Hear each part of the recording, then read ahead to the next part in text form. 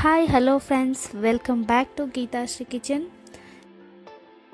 ನಾನಿವತ್ತು ಮಾರ್ಕೆಟಲ್ಲಿ ಸಿಗೋ ಥರನೇ 2 ಅಮೇರಿಕನ್ ಸ್ವೀಟ್ ಕಾರ್ನ್ ರೆಸಿಪಿ 2 ಫ್ಲೇವರಲ್ಲಿ ಮಾಡ್ತಾಯಿದ್ದೀನಿ. ಬನ್ನಿ ನೋಡೋಣ ಹೇಗೆ ಮಾಡೋದು ಅಂತ. ನಾನಿಲ್ಲಿ ಒಂದು ಕಡಾಯಿಗೆ ಇಟ್ಕೊಂಡಿದ್ದೀನಿ ಗ್ಯಾಸ್ ಮೇಲೆ.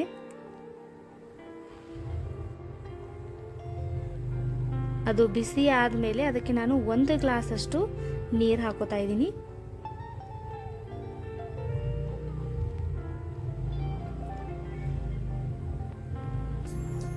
ಇದಕ್ಕೆ ನಾನು 2 ಕಪ್ಪಷ್ಟು ಸ್ವೀಟ್ ಕಾರ್ನ್ ಹಾಕೋತಾ ಇದ್ದೀನಿ.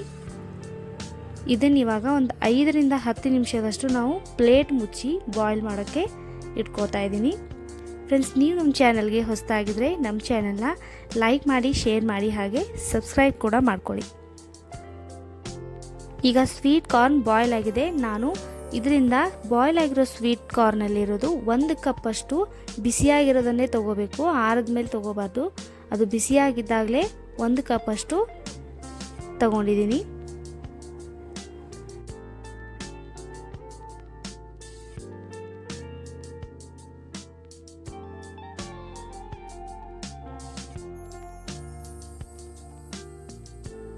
ಒಂದು ಮೆಣಸಿನ್ಕಾಯಿನ ಕಟ್ ಮಾಡ್ಕೊಂಡು ಹಾಕ್ಕೊಂಡಿದ್ದೀನಿ.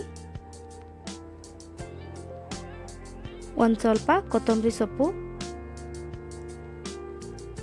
ನಾನಿವಾಗ ಮಾಡ್ತಾ ಇರೋದು cheese and chilli American sweet corn. ಅದಕ್ಕೆ ನಾನು 1 ಸ್ಪೂನಷ್ಟು ಚೀಸ್ ತಗೊಂಡಿದ್ದೀನಿ.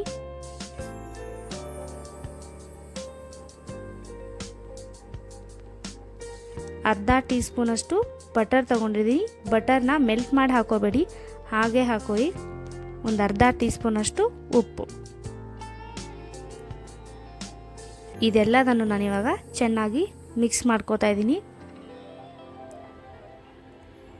ಚೀಸ್ ಮೆಲ್ಟ್ ಆಗ್ತಿದ್ದಾಗೆ ಇದ್ರ ಕಲರು, ಟೆಕ್ಸ್ಚರು ಬೇರೆ ಬರುತ್ತೆ ಫ್ರೆಂಡ್ಸ್, ತುಂಬ ಚೆನ್ನಾಗಿರುತ್ತೆ.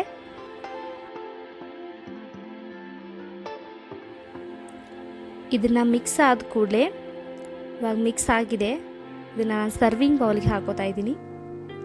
Cheese and chilli corn ready ಆಗಿದೆ ಫ್ರೆಂಡ್ಸ್. ಇದಕ್ಕೆ ನಾನು ಗಾರ್ನಿಷಿಂಗ್ ಅಂತ ಒಂದು ಸ್ವಲ್ಪ ಕೊತ್ತಂಬರಿ ಸೊಪ್ಪು ಹಾಕ್ತಾ ಇದ್ದೆ.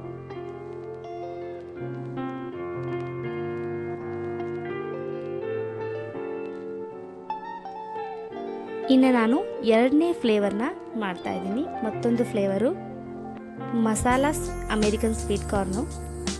ಅದಕ್ಕೆ ನಾನು ಇನ್ನೂ 1 ಕಪ್ಪಷ್ಟು ಉಳಿಸಿದ್ದೆ. 2 ಕಪ್ಪಷ್ಟು ಬಾಯ್ಲ್ ಮಾಡ್ಕೊಂಡು ಇಟ್ಕೊಂಡಿದ್ನಲ್ಲ, ಅದರಲ್ಲಿ ಇನ್ನೊಂದು ಕಪ್ಪಷ್ಟು ಉಳಿಸ್ಕೊಂಡಿದ್ದೆ.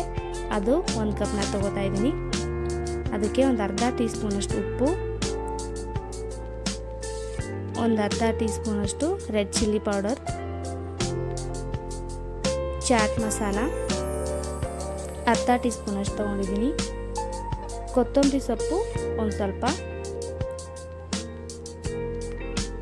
ಬಟರು ಒಂದು ಅರ್ಧ ಸ್ಪೂನಷ್ಟು ಹಾಕ್ಕೊಂಡಿದ್ದೀನಿ. ಬಟರ್ನ ಫ್ರೆಂಡ್ಸ್ ಫ್ರಿಜ್ಜಲ್ಲಿ ಇರುತ್ತಲ್ಲ ಗಟ್ಟಿಯಾಗಿ, ಹಾಗೆ ಹಾಕೊಳ್ಳಿ, ಮೆಲ್ಟ್ ಮಾಡಿ ಹಾಕಬೇಡಿ. ಒಂದು ಅರ್ಧ ನಿಂಬೆಹಣ್ಣು ರಸನ, 1 ಸ್ಪೂನಷ್ಟು ರಸನ ಸ್ಕ್ವೀಸ್ ಮಾಡ್ಕೋತಾ ಇದ್ದೀನಿ. ಇಷ್ಟೇ. ಇದನ್ನ ಇವಾಗ ಚೆನ್ನಾಗಿ ಮಿಕ್ಸ್ ಮಾಡ್ಕೋತಾ ಇದ್ದೀನಿ.